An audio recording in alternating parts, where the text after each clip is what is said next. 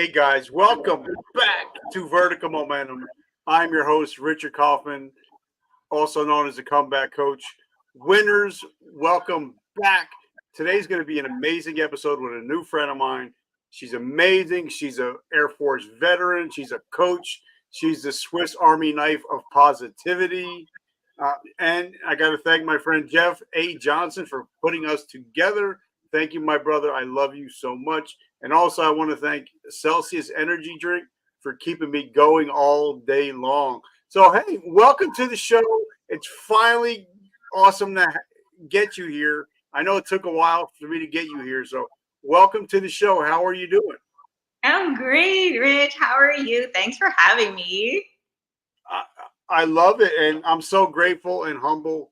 I love showcasing my female veterans because I don't think they get the love that they deserve. So I make sure all my female veterans get the love that they deserve on the show. So my first question is, because if I don't ask, I'm going to forget. I have a traumatic brain injury, so I do forget sometimes. What is your definition of resiliency?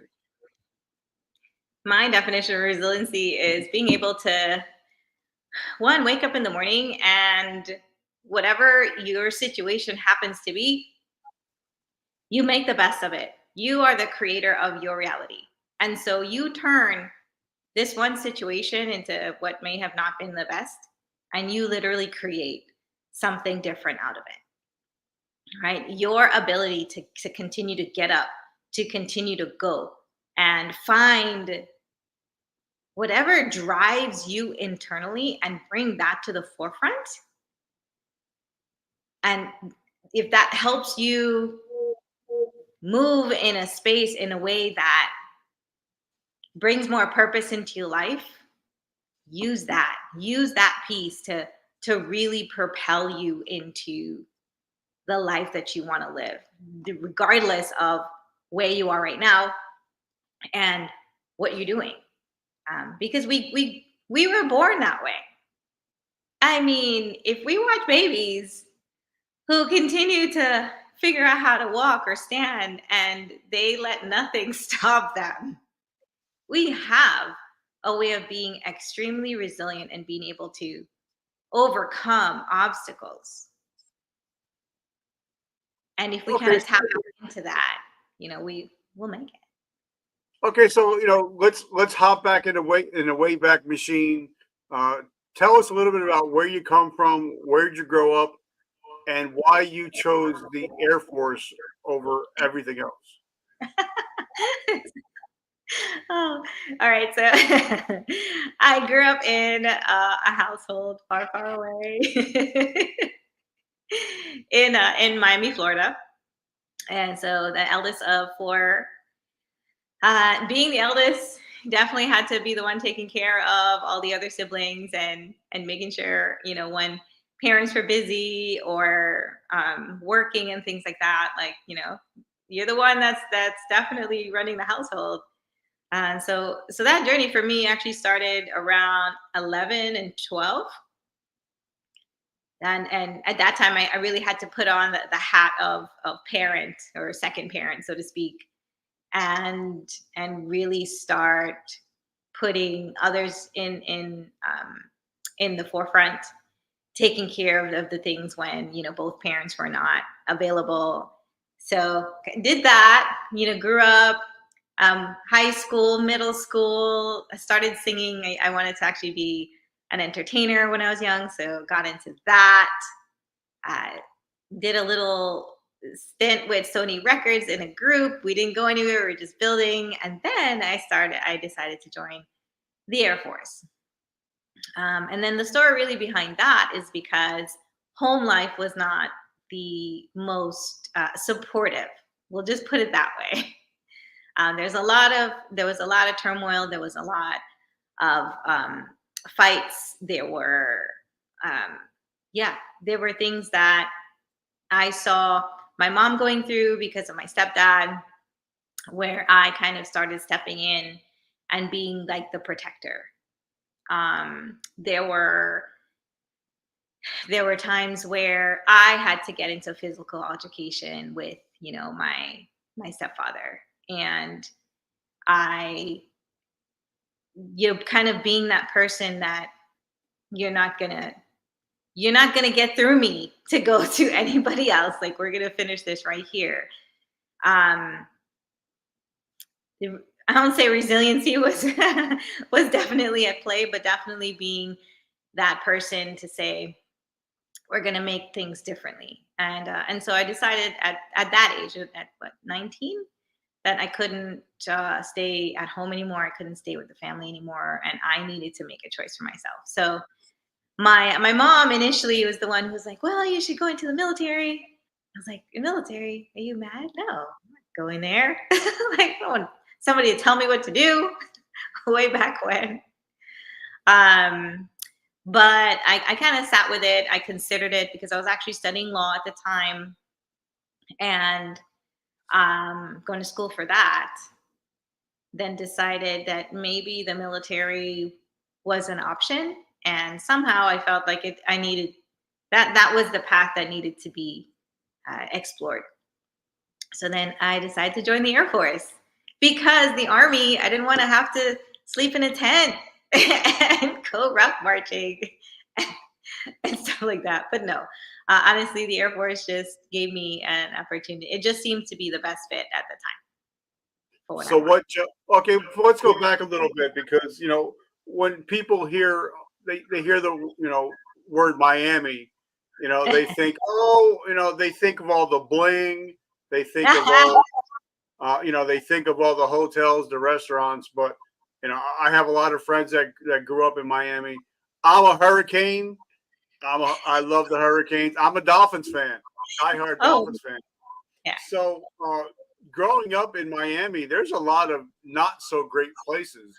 So, and I just want to let people out there know that you're just not seeing the beauty. There's not just the beautiful parts of Miami. There's some rough places in Miami.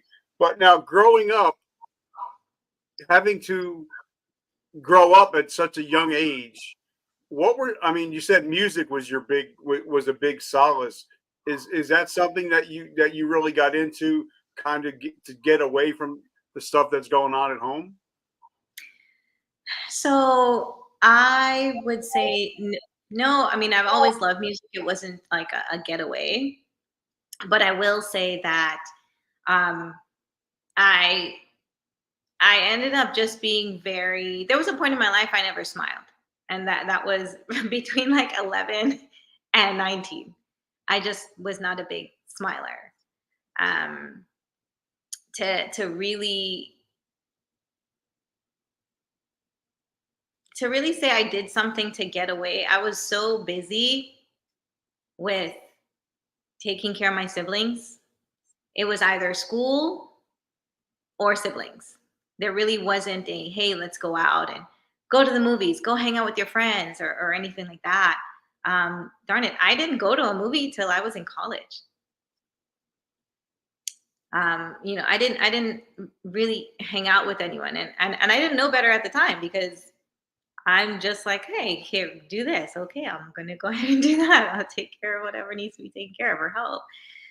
So I would say how I really just found solace, maybe not with singing, but definitely with listening to music and just hanging out with my siblings. That probably sounds really weird, but that's what I had at that moment, right? It's not like I can turn to my mom or turn to my stepdad and be like, hey, these are the problems. Like, I really need your help.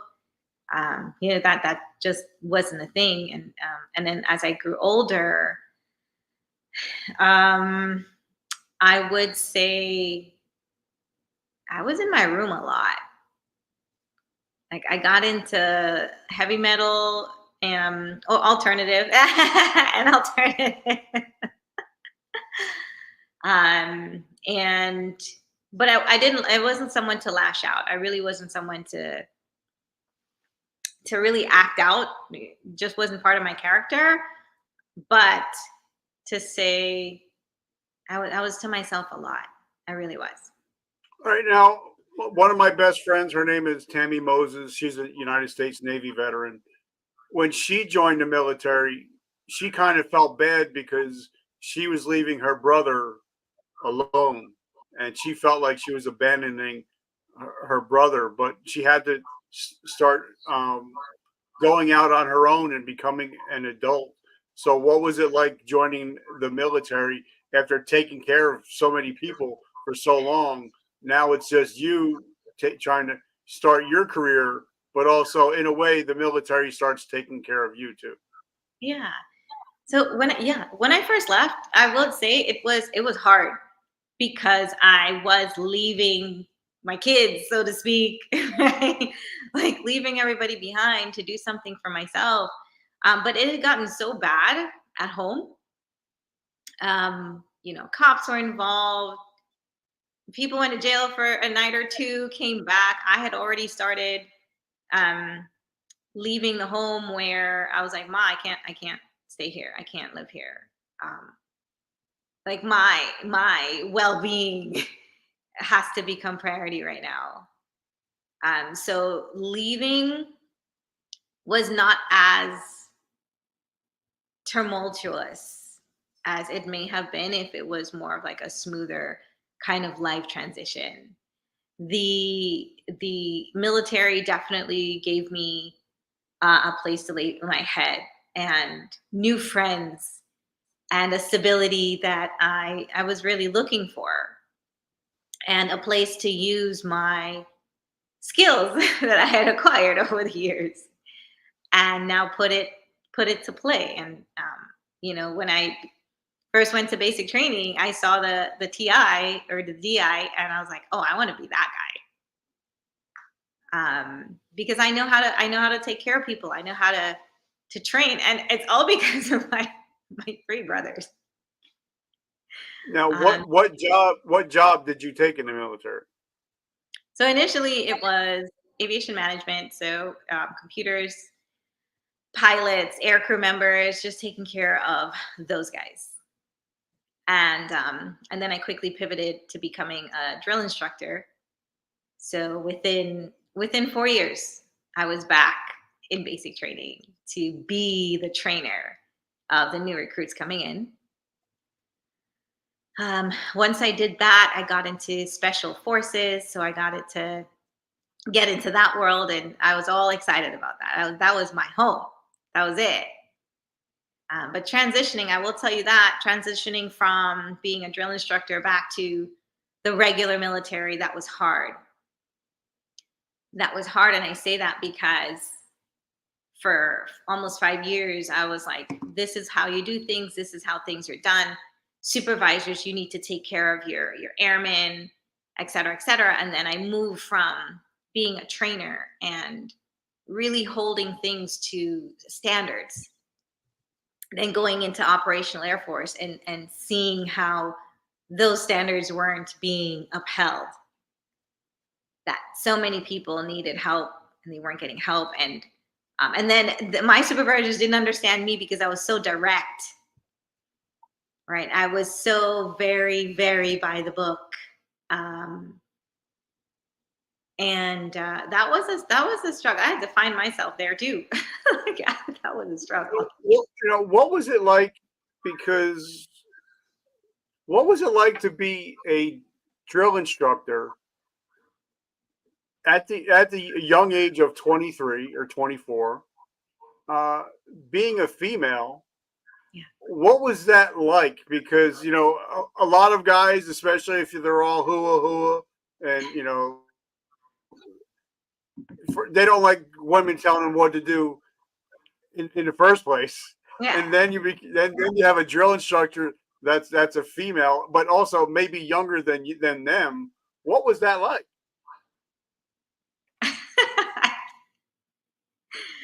Oh, I will say that I never had a problem with people or my troops having underestimating the the skills that female instructors bring to the table.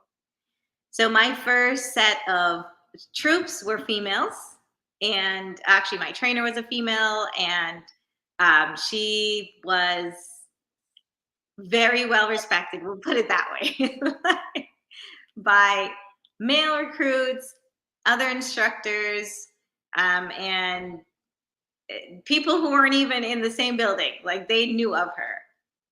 And I think I just picked up traits which I didn't even, realize I may have picked up, and then my own.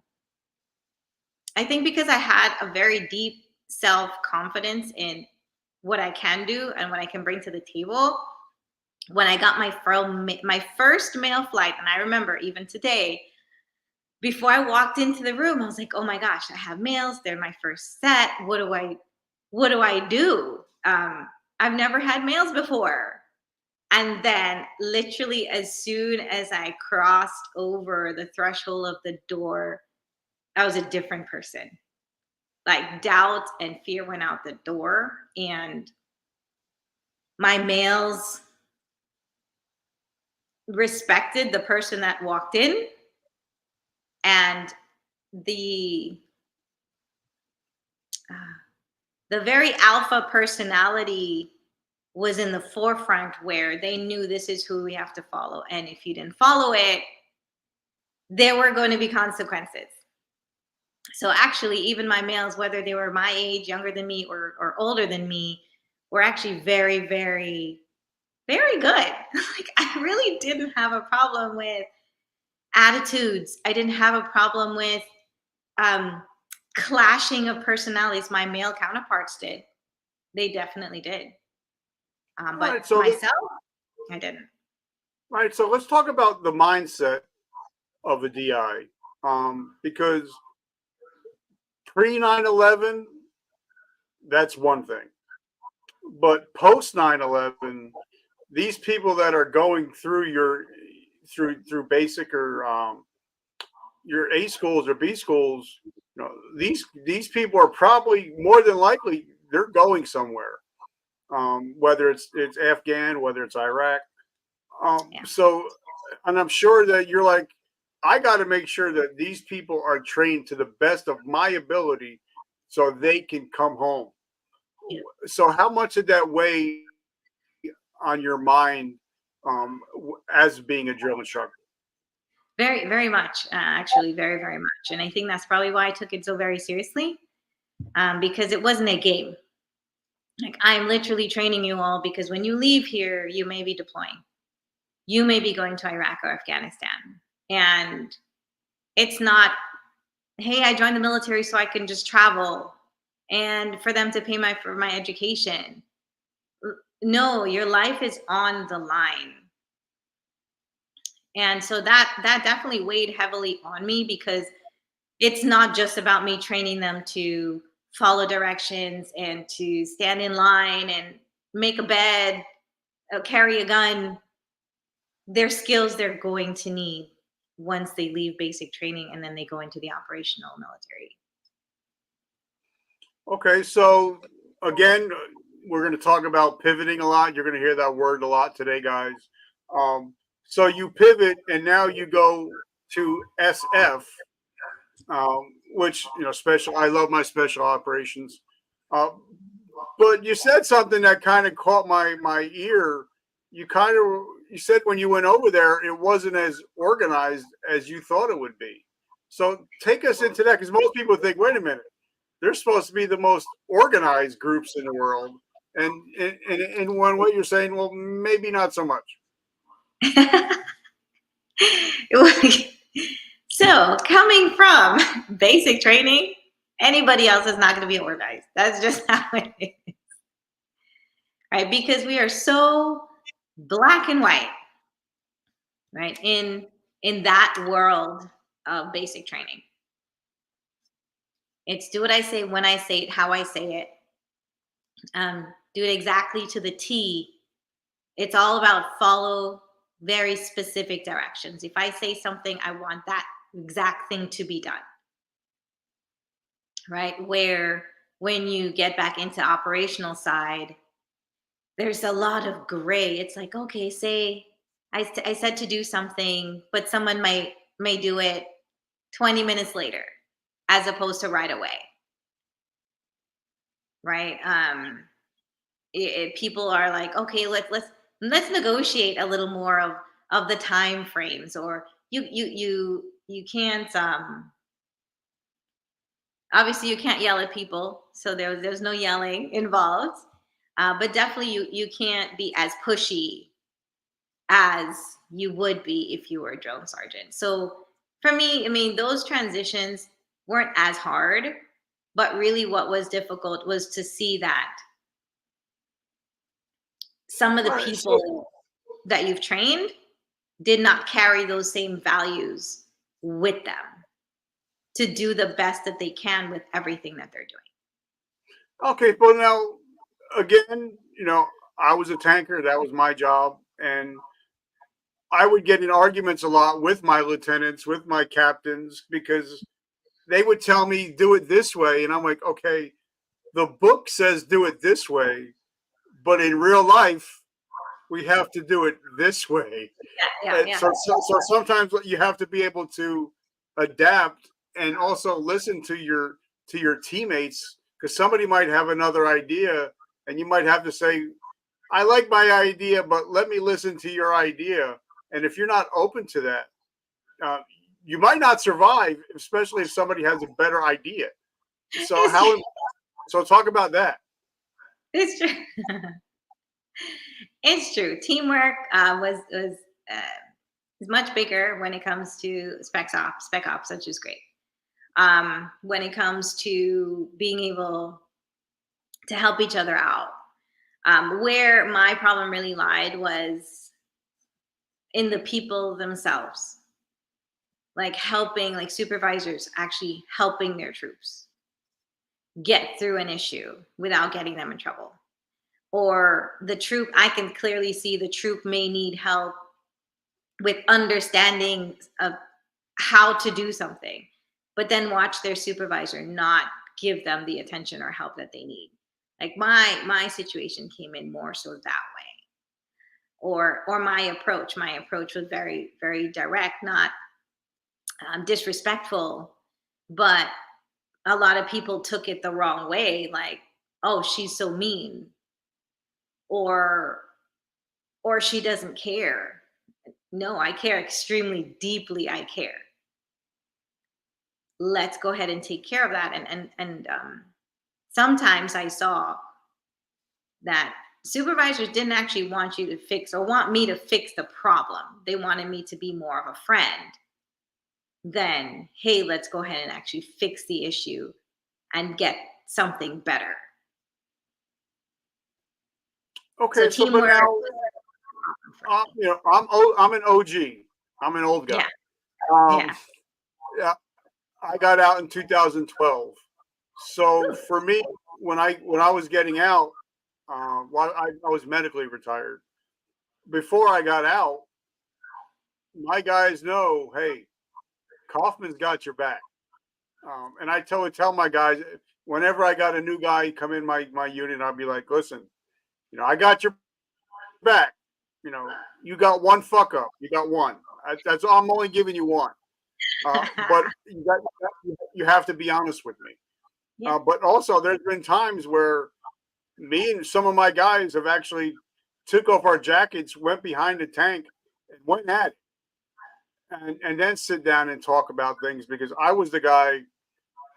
I don't want. There's no reason for me to give you a counseling statement. Hmm. It's not going to, for me. It's not going to do anything.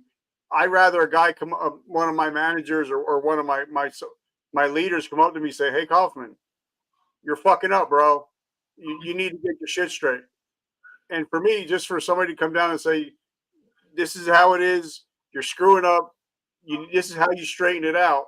I would respect more than that, than somebody go to my upper command and then rat me out instead of trying to work with me. And I think that's why I garnered a lot of respect, because people knew. I love the saying that people don't care how much you know until they know how much you care. Hmm. And my guys, they knew I would go to bat for you till the end, and unless you lied to me, then all bets are off. So Yeah. talk about how important caring about people really is. Oh my gosh, that is like the pinnacle, right? People. want to be cared for. They want to know that there is somebody that they can lean on, that's somebody they can go to in times of distress, joy, uncertainty. There is one person, right? No matter if they're higher rank, older, younger, there's that one person. Because that person sometimes is the difference between that person succeeding and thriving, and then that person not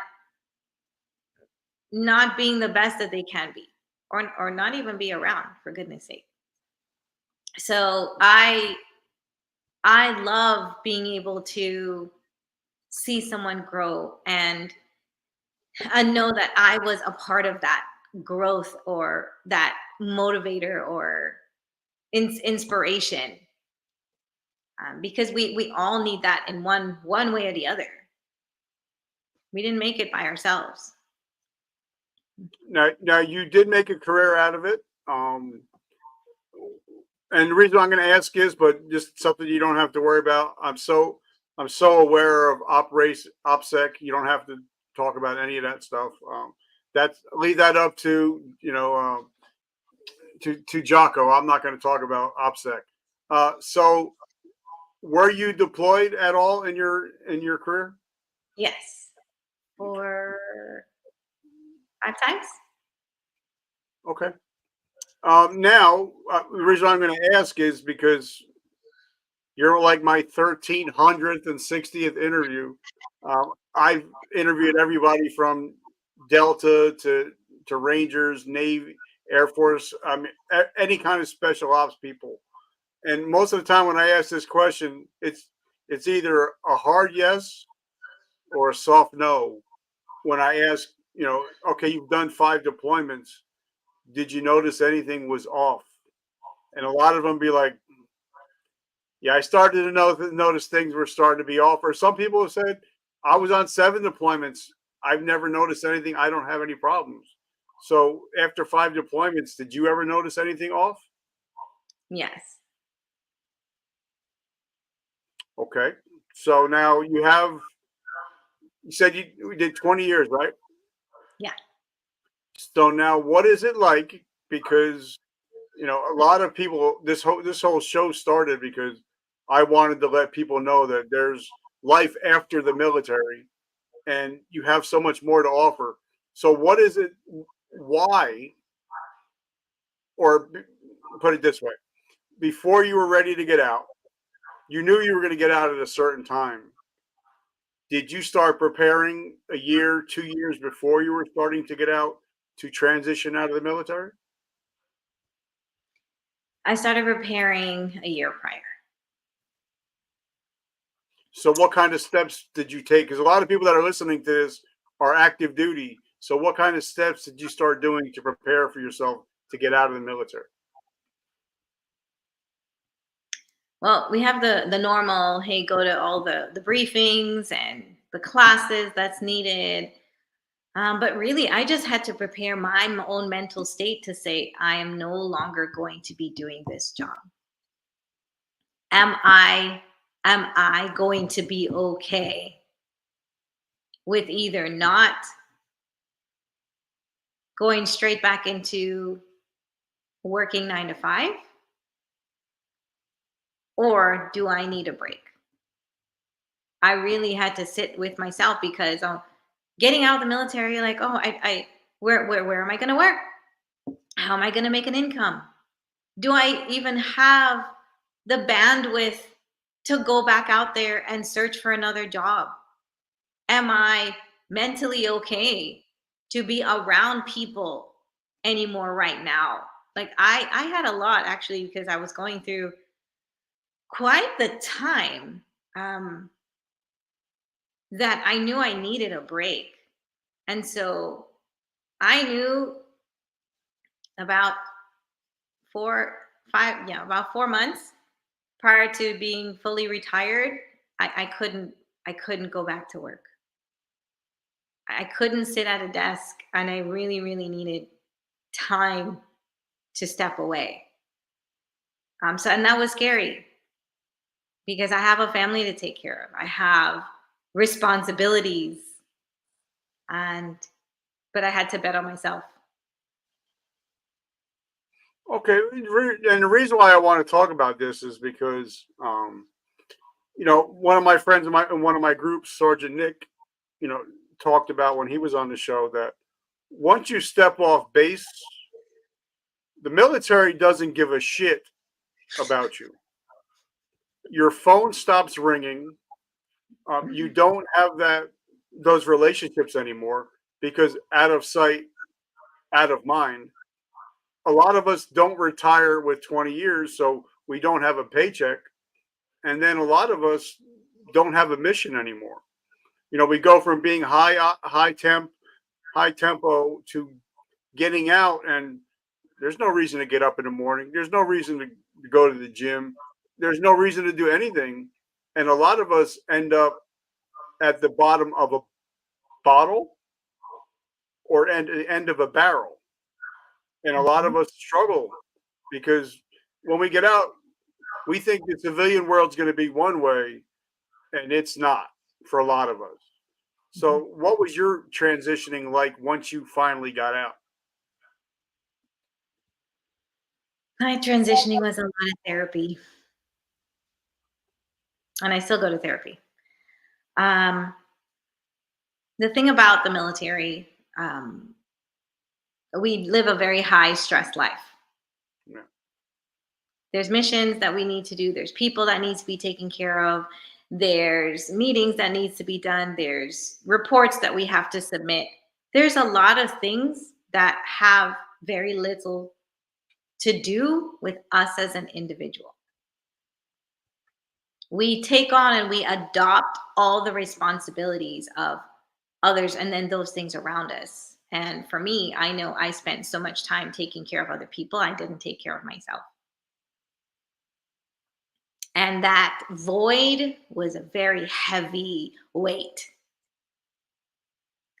So, getting out of the military, I had to make myself and getting me back where I am motivated to want to go to the gym or wake up in the morning or do something.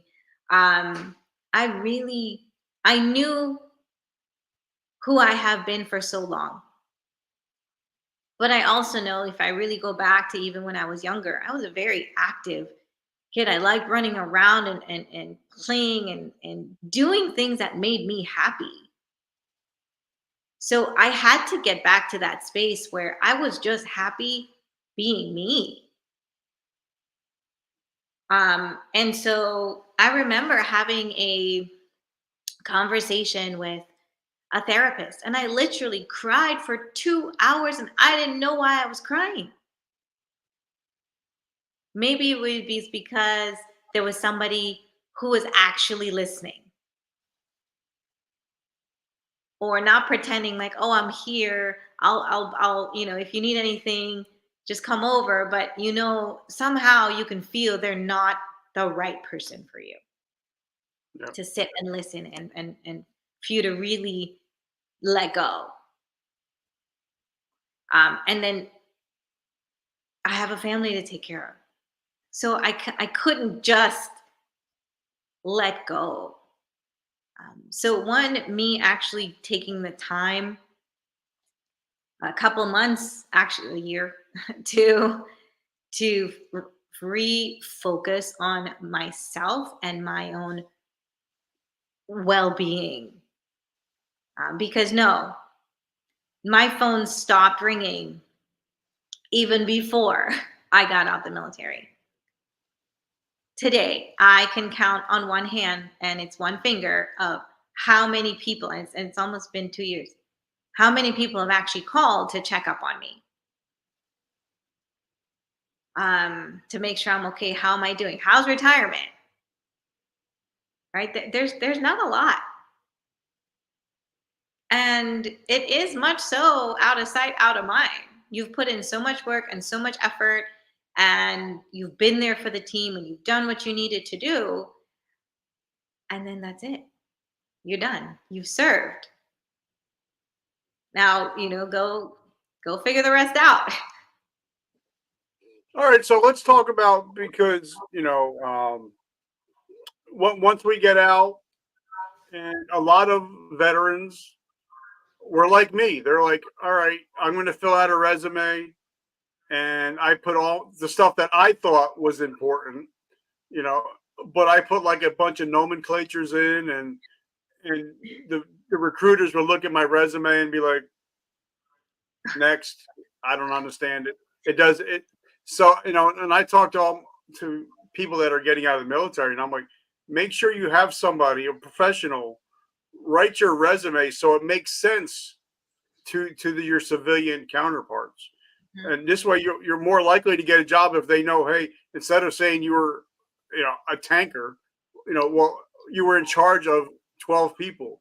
You were in charge of hundreds of $1 million of equipment. You were in charge of scheduling. But it all comes down to it's the same job. It's just put in the right way for civilians. So, Yes. what are your opinions on making sure that somebody that does a professional resume for you and not to do your own or find something on YouTube and get a template? I would say get a professional. Yeah. Who knows? Who knows what they're doing? Because we're used to military jargon. We're used to the acronyms and this amount of money and this was the impact and we're used to that. Civilian language is just different. Yeah. And it's a new world for us in the sense we haven't been focused on that. We've been focused on the military. So you do need to hire someone who can really help polish your resume. Like I'm one of these people that I will do it myself. I will find template, I will do the things, and I will type it out myself. But truth be told, if I actually had to do one to submit it, I would hire someone. I mean, that's not the route I ended up taking, but that's one of the helps you will need. Find someone who can write a good resume and help you out because we've done so much amazing things in the military. It needs to be translated and given justice on piece of paper. Okay. Now, something I tell everybody, whether they're just getting in the military or about to get out of the military, I always tell them make sure that you have a presence on LinkedIn. Make Hmm. sure that whatever career you want to go into, start connecting with companies and people on LinkedIn. And I love LinkedIn. And guys, if you are a veteran, you get a free year of LinkedIn Premium for free. All you have to do is sign up, and you can actually take college level courses for free on LinkedIn. What are your thoughts on about LinkedIn? Because that's actually where we got connected through Jeff. It So, is. what are your thoughts on LinkedIn? I'm all for LinkedIn because a lot of people are on there. A lot of execs, a lot of influencers, a lot of people who can get you to where you want to be. They're there, and it's a way to connect. I mean, obviously, a lot of veterans on there. That's definitely where we found each other, Yeah. and just reach out, and not necessarily to be like, hey, can you help me find a job, but be curious about those individuals as well, because you may be asking for one thing, and that'll end up leading you down another path Yeah. of greatness. Hmm. All right. So now, since you come from from the world of spec ops and also from being a DI, everything is SOP. So, what was it like going into the corporate world, where sometimes it's not a lot of SOP, it's a lot of BS, and a lot of people they get in at 9 o'clock, they go to the water cooler, bullshit for a while, work a little bit, go to lunch, bullshit a little bit, and go home. And veterans get on the job and they're like, "What's going on here? There's so much work to be done. How can you be going home?" So, what was it Right. like your foray into the corporate world? So I will say that the I listen to my friends a lot, and the corporate world is definitely like that. The camaraderie isn't always there. Or they're trying to build it. The team. the team dynamics, obviously they're trying to work on that. I took a different route and decided to start my own business because I'd been in that kind of corporate sort of environment for so long. um, because I couldn't be around people as much. um, there was a point where I found it very stressful to be in a room. I found it very stressful to even think about waking up and going to a 9 to 5. So I can't speak too deeply on pivoting into corporate. I ended up creating something that works around me, and a business that allows me the opportunity to really work on self-care. Like last week, that was a heavy week for me, and have the business still run, and then at the same time focus on it when I need to, and not be totally consumed stressful wise on that. All right, so let's go into the CEO mindset. Uh, and like you said, you got to take self care. Like this time next week, I'm going to be sitting on a cruise ship in the middle of the Bahamas, drinking virgin pina coladas and hanging out with the family. And and So, and I'm not picking up my phone for 8 days. I'm taking mhm, off.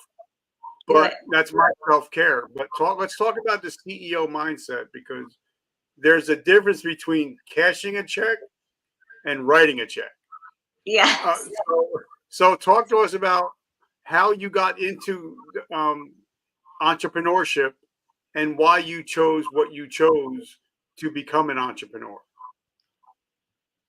I got into entrepreneurship because I that's something I've always wanted to do. I've always wanted to have my own business and run that because I knew I could do everything else. I know how to manage a team. I know how to um, obviously work and bring a paycheck in. But this was a skill that I always wanted to learn, and part of me has always wanted to showcase my ability as a CEO. So I got into it, one, because I wanted to, um, and just to prove that, hey, we can do that too. Number two, it allows me to use the skills that I've used in the military into creating a business. It's allowed me to say, hey, we know how to build a team, build standard operating procedures, um, work on mindset, work on leadership. Like I can actually do all these things and make a bigger impact, um, and actually see it. So to me, it's been it's been incredibly fulfilling. Now I got into my field of expertise, one, because I know it works, right? I'm in the government contracting space. And so we've always been around contractors in the military. Yep. We've seen them come in and out, whether that's them working on the computers, whether that's them fixing our HVAC systems. We've Mm. seen them, Yep. and so that's a an area of expertise where I know it works. And so I got in it, um, knowing that knowing that the government is my customer, and it's more or less recession proof as far as services are concerned. And that has just allowed me to exponentially expand in a very short period of time, and serve, right, because now I not only serve in a different capacity, but I also help other businesses find opportunities, bring longevity into certain projects. So instead of a company saying, okay, they know they have this client for the next 2 months, there's opportunities for them to have a client for a year or 5 years. So I am definitely serving in that capacity, not only myself, right, but other businesses and my clients. And so it's really, yeah, it's really been fulfilling. Okay, but and this is something I talk about a lot is everybody wants to be a CEO until you have to do CEO shit. You know, everybody wants to be a business owner, but they see the business, but they don't see you sitting in banks, uh, lawyers' offices, uh, attorneys, accountants. They don't see you setting up corporations. They don't see any of that. They just see you as the CEO and living a good life. So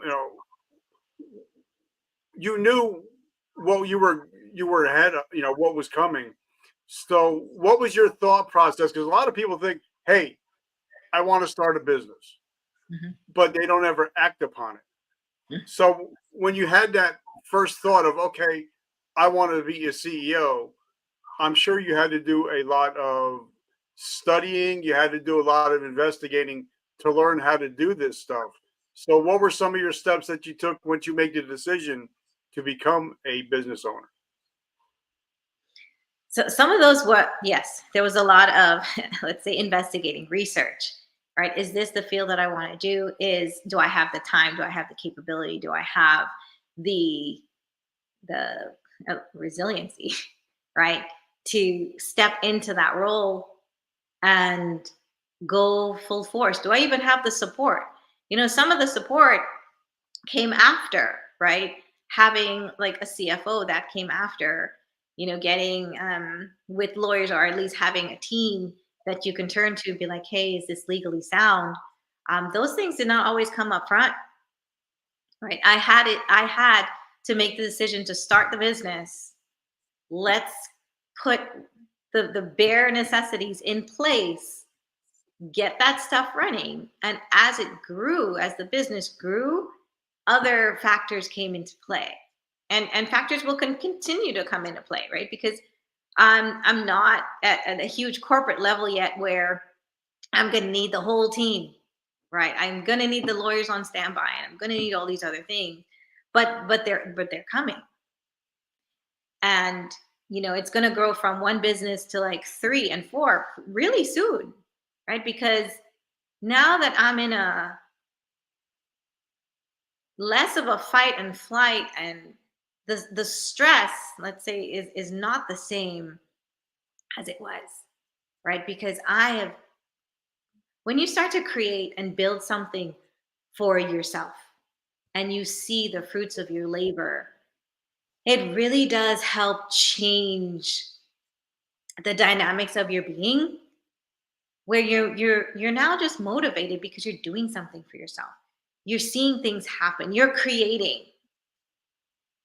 And it really does help with that mindset. That really does help take you out of some very dark spots that you may have been in, right? So and funny enough, our background in the military actually does prepare you for stepping into being a CEO, no matter what position you've been in, because we have learned so much when it comes to leading and managing and preparing and logistics and talking to people, and um, I don't know, all these skills that people pay a lot of money to learn. Yep. We've learned a lot of those foundations in the military already.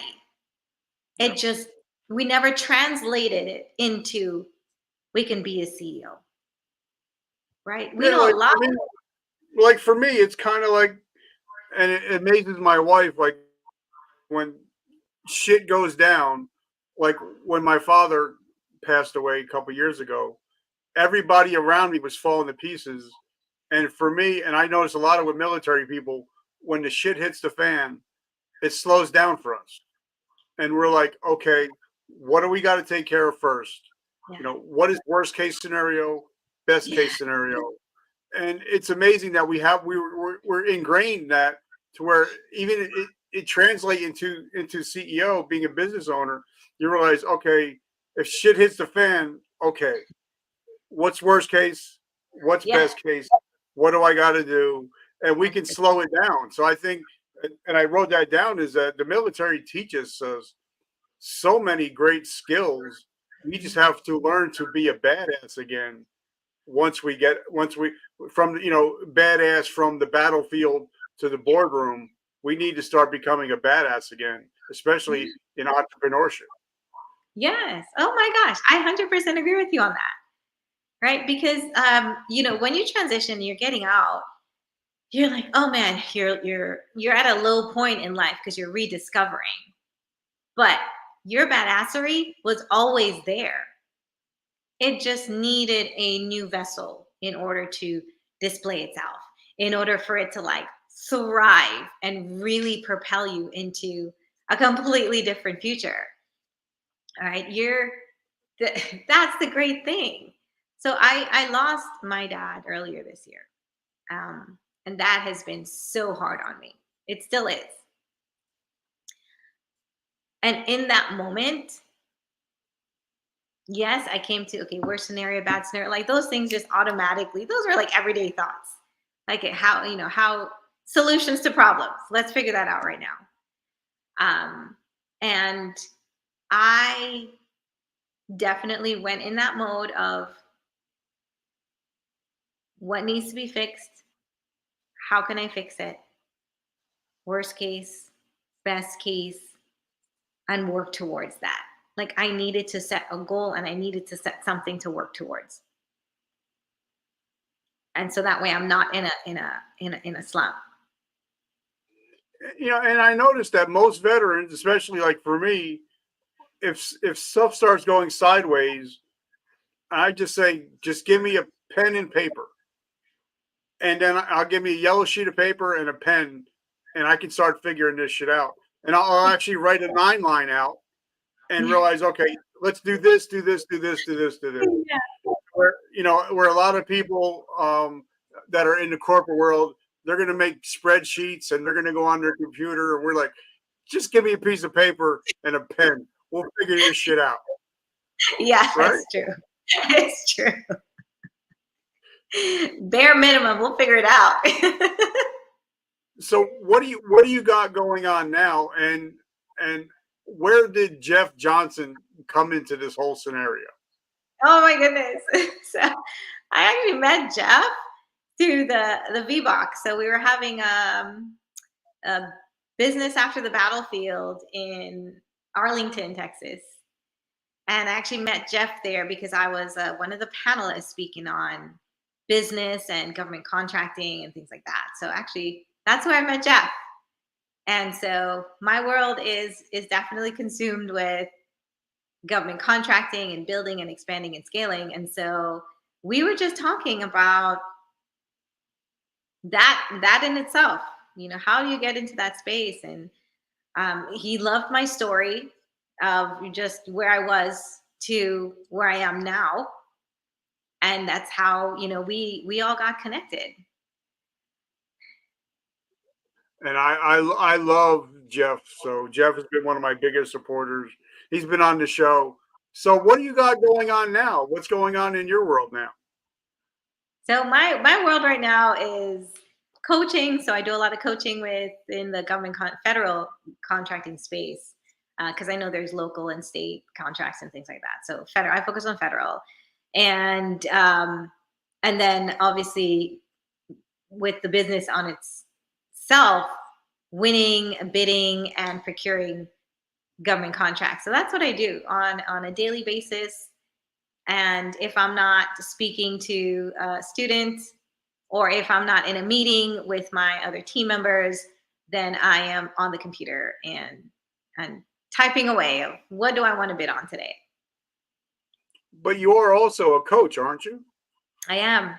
So I coach a lot of people. I coach over 200 people, not at the same time. We break them up on government contracting, but a lot on mindset.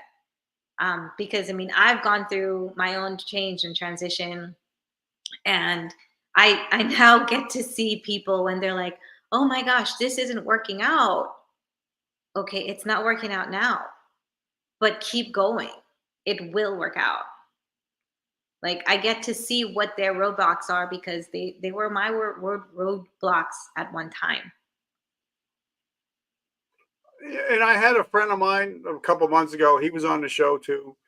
He talks. He's just like you, CEO, and he gets government contracts, and he's like, bro, there's so many contracts that are out there that come across his desk every day, and a lot of people don't even realize that you can get government contracts.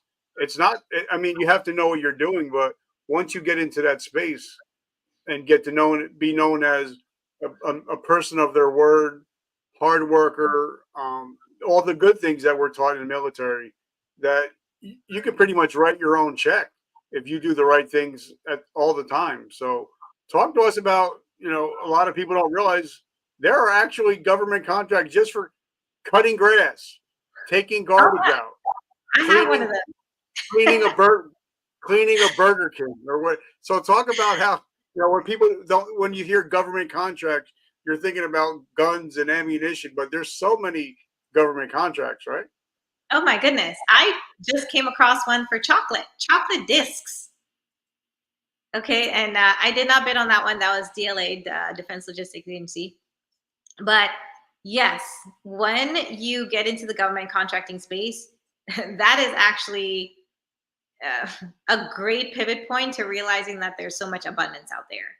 There are literally about 40 different opportunities posted every day on, hey, these are things that a business owner who is registered as a contractor, the federal government can bid on, where you don't have to specialize in, let's say, IT. But if you can find someone to cut that grass and you're in IT, you can bid on a grass cutting contract. Actually, I have lawn maintenance, so grass cutting. I have snow removal. I have vehicle maintenance for fire trucks. I've got linen to laundry to clean linen and pallets and box crates to create those. Like I've got all kinds of different contracts, right? As long as you can either provide the service yourself or find someone to provide the service, you can bid on any opportunity that's out there. And you're managing those contracts. You're providing supervisory skills, logistics, coordination. Obviously, you would be the prime contractor, so you're building that rapport with the contracting officers. So yeah, this space is mind blowing. It is a game changer, 100%. Okay, so for the last couple of minutes, I want to talk about something that's near and dear to my heart. We would not have connected if I haven't had a relationship with Jeff for the last 8 years. We've been friends for the last 8 years. And hopefully, me and you can build a generational relationship from this point on. Because I'm a relationship guy. I believe that everything, whether it's corporate, personal, everything is relational. So in this space that you're in, I'm sure that once you start building relationships, even if something doesn't get posted, somebody like, hey, Shana, I know this is going to get posted, or I have another job that needs a contract. Yes. Why don't we look at this?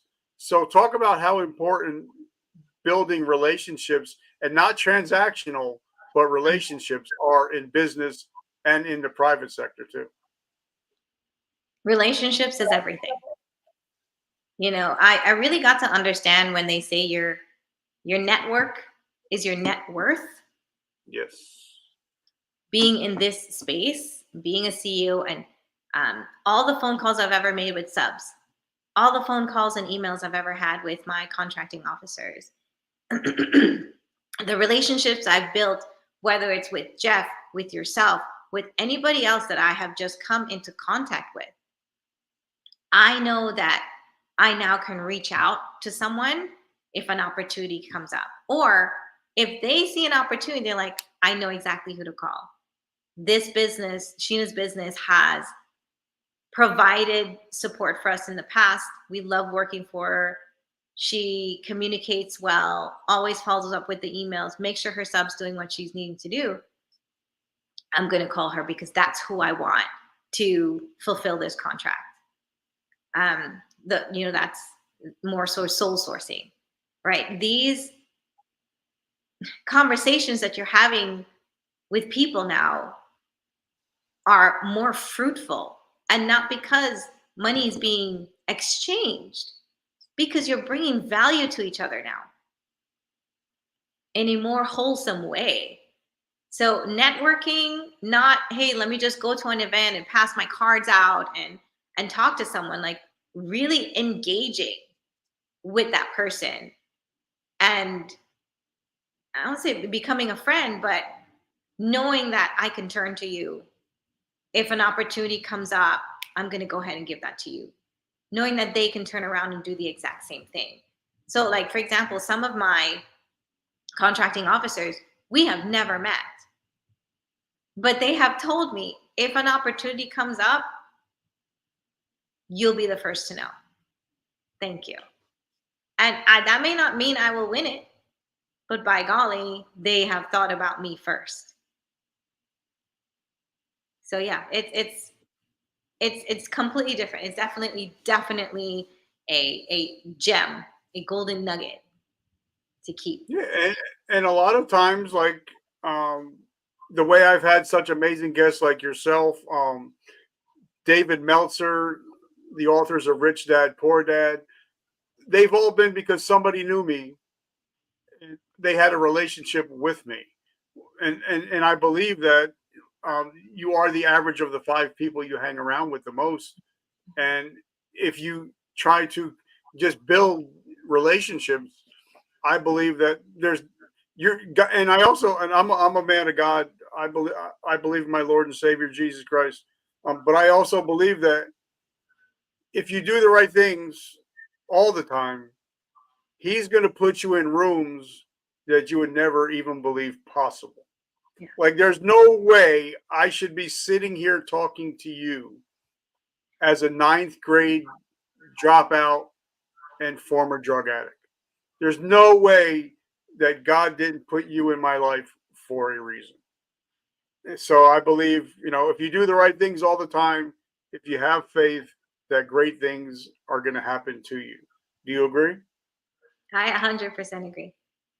I Yeah, there's more than just you or me, the person standing here making it happen. There's definitely a lot more than that. And when you're with the right people, you're doing the right things, your values are in the right place, opportunities will find you. Not that you always have to chase it. So, how do we get into your ecosystem? How do we find you? How do we support your mission? How do we get coached by you if we want to get into the government space? So for me, see, now I have to talk like about myself. I'm shy, guys. So yeah, for me with coaching, I do have a 2-week coaching program where I actually help businesses from beginning, how to get into government contracting, what to read, what to look for, etc. So I actually have 2-week training. It's called Government Contracting Made Simple, and I coach people through exactly what to do, what to look for, and how it's done, with templates and things like that. I also have a mentorship platform that's actually being built right now to allow those who want a little more hand holding for a longer period of time. So I do have that as well coming online here very soon, with more digital products and things like that to really help the masses. Because my goal is to help a minimum of 10,000 entrepreneurs, businesses, getting into this space, changing their mindset, bringing in more abundance into their life. And like we all should be winning. We all should be winning, and we're all going to win. I win. So, do you have a website that people can go to? So I do. Actually, yeah, it is government contracting madesimple.com. So GC, wait, government contracting, yeah, GCMS.com. And then they can find me there. I love it. And so, like I said, once again, I want to thank my brother, Jeff A. Johnson. I love you, brother. Thank you so much for all you've done for me. I love and appreciate you and your family. I, guys, we got the new swag. Yeah. Um, it says, I win. Now, the best part about this, if you guys are interested in the swag, 100% of the proceeds go to help end veteran suicide and homelessness. So if you guys pick up anything from us, 100% of the proceeds go to help end veteran suicide. And also, Celsius Energy Drink. Thank you so much for keeping me energized all day. I love you guys. But as I end my show all the time, I love Joel Osteen, and some a quote I take from him is, "Every morning we wake up, we can choose to be a victor or a victim." If you guys listen to this show, you guys are winners, and Mhm. you're no longer a victim of your past, but a victor of your present and your future. Thank you guys for always showing up, and you are winners every day. Shena, thank you so much for coming on. This was so much fun. I might even just take the course because I don't know about government contracting, and I'm always wanting to learn. So I'm probably going to sit down and take the course to learn about it. Well, I look forward to seeing you there, Richard. Thank you so much for having me. And yeah, we'll do more of these together, brother. I love it. And guys, remember, vertical momentum. The only way to go is up. I love you guys. Make sure you love others, but most of all, love yourself. Have a great day.